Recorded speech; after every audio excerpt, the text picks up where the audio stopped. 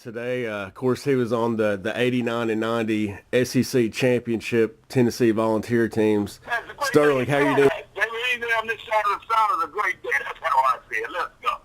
Well, spring practice is in the books, and then of course summer workouts and then into fall camp will be happening. So, what's your thoughts after spring ball with Team 119? And Team 119 is training like champions.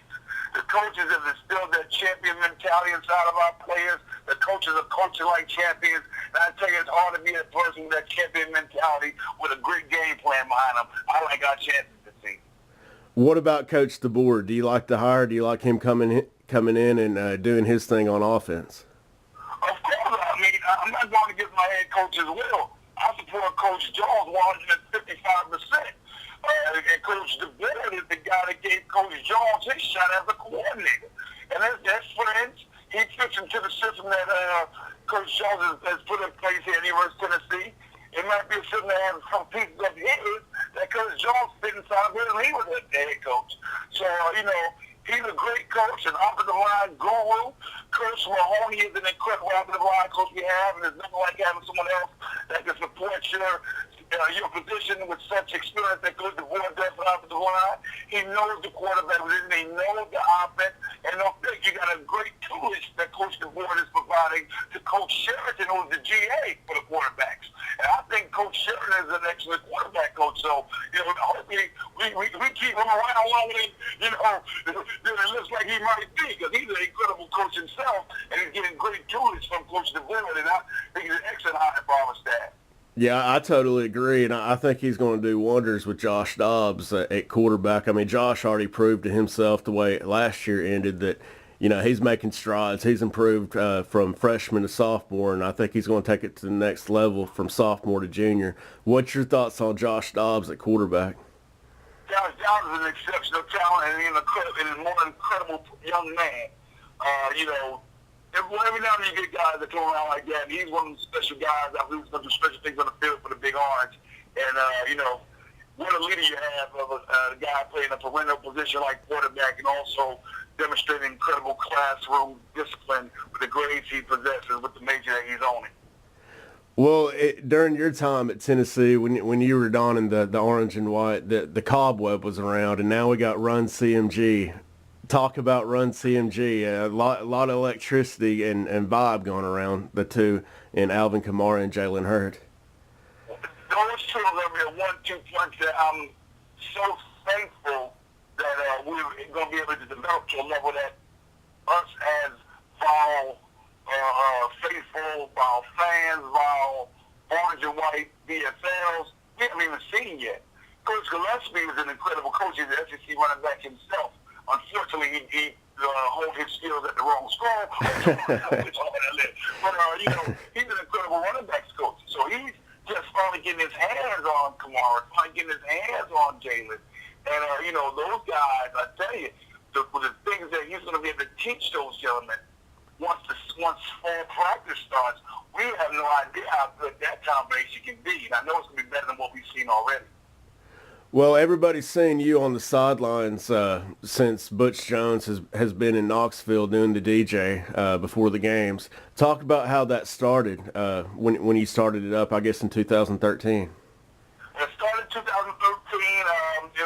I told him I was actually just shocked. Barry Rice with BFL Films, the executive director, and the guy who runs BFL Films over there at UT. And he and Chris Fuller had this idea with the athletic director and also associate athletic director over there they had this idea a few years ago, and they just couldn't find a way for it to fit inside the schematic or the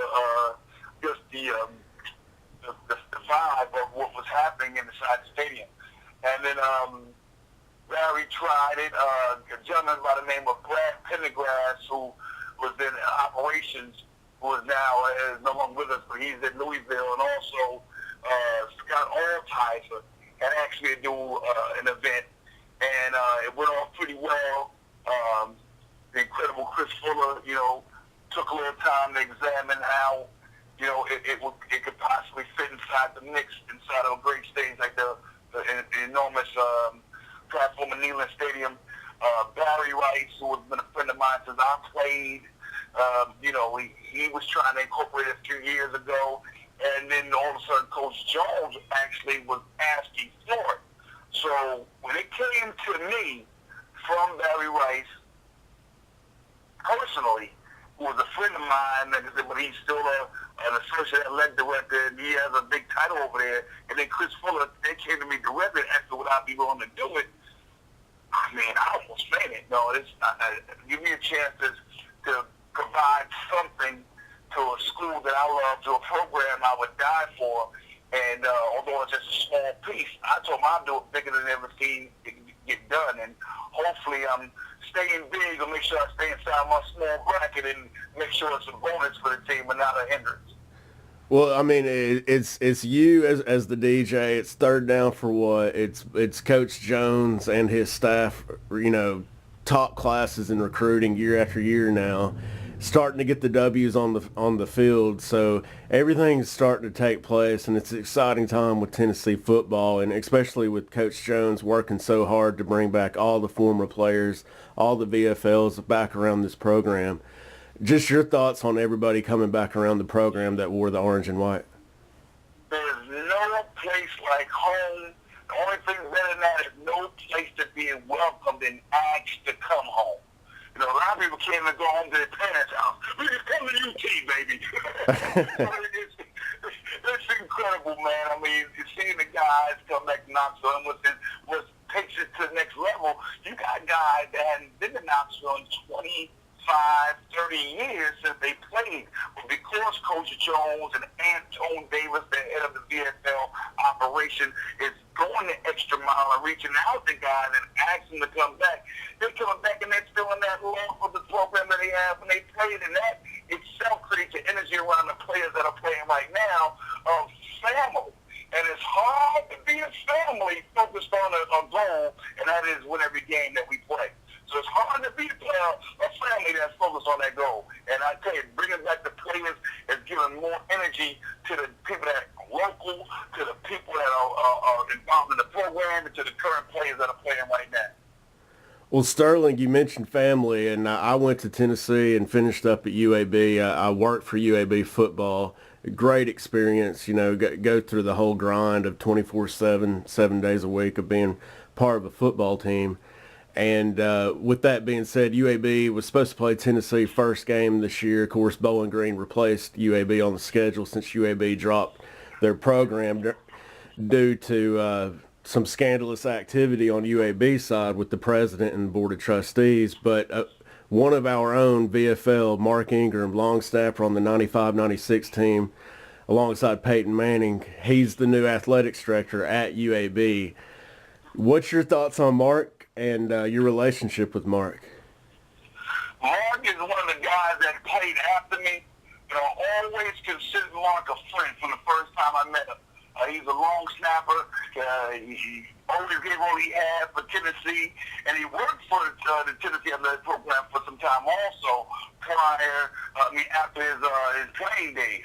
Mark is a class act, and I can say that because I know it firsthand. I don't have to blow smoke. I don't have to speak from someone else telling me what type of person he is. I've had personal interaction with Mark since he got to Knoxville. When he's taken other stints in other schools, I've kept in touch with Mark. What UAB has in their hand right now is a guy without question that can absolutely bring their football program back and bring their athletic program back to the perennial status it once had. I hope so. UAB, they've raised $6 million as of a couple of days ago, and I'm hearing it's going to be a little bit more, and they're going to vote on that program June 1st. Ray Watts, the president there, and the board of trustees with the Tuscaloosa connections, they're going to be pretty stupid to turn down $6 million plus with all this momentum to bring it back. So I agree with you. Mark Ingram is a class act, and he is the guy to get in Ray Watts' ear to say, hey, enough's enough. Let's start talking football. And what they have also, you got a guy who's been around championships. You see what I'm saying? Very seldom can you get an athlete that come into a situation that's been around championships, that's watched programs grow. He's been around that championship at UT. He played on championship teams at UT, SEC championship teams. He played with big money guy that knows the game to get money into a program that UAB can definitely take advantage of right now. Mark Ingram is probably one of the best hires UAB will have in the history of the school when it's all said and done. I totally agree. Well, I did mention that first game in Nashville. I'm pretty sure you're going to be there. You're going to break out to be the DJ again in Nashville? Well, it's our home game, and we're working up the logistics on that right now because, it's our home game, but it's another stadium. And we have to work up the logistics. We're working on that right now to make sure it goes smooth. But you got to believe, baby, we're going to have Nashville and Delphi Stadium, whatever they call it out there, rocking. And we're going to play that baby home to win the power team.